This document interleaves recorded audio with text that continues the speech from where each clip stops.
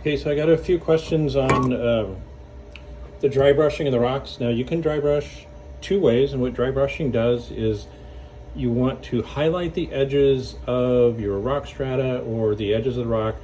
It has to be 100% dry for this to happen. So the stuff that I painted in the last couple of videos, we got to wait a day on that. But the dry brushing, what it does is it basically highlight the edges, and it really makes the rock pop.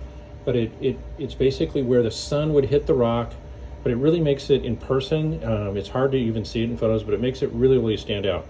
Now I've done a little bit here already, and you can always go back and hit this with a little bit of that alcohol India mixture. If you do take off too much, it's not a big deal. You can paint this with a white paint. Very, very dry. You wipe off almost all the paint off a stiff brush, and then you just touch the edges.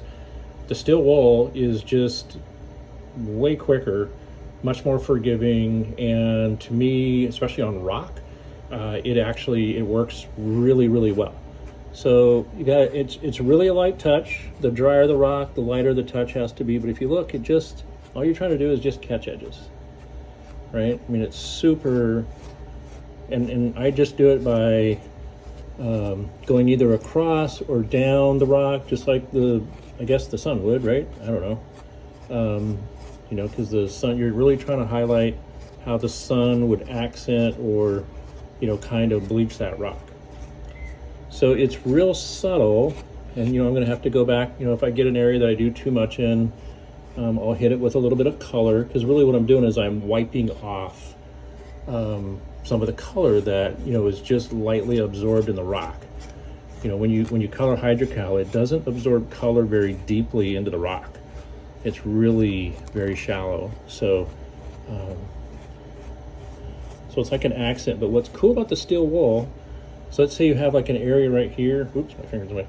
But you can kind of rub flat surfaces, and that it's really hard to do that with when you dry brush paint it.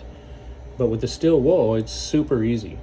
So it's a lot quicker, and it's really hard not to overpaint when you dry brush with paint. Like, you got to be really careful. And you guys have seen my modeling. I don't like to be careful. I like to work quick. I like to see my results really fast. So I like to do stuff that yields really fast results without a lot of skill.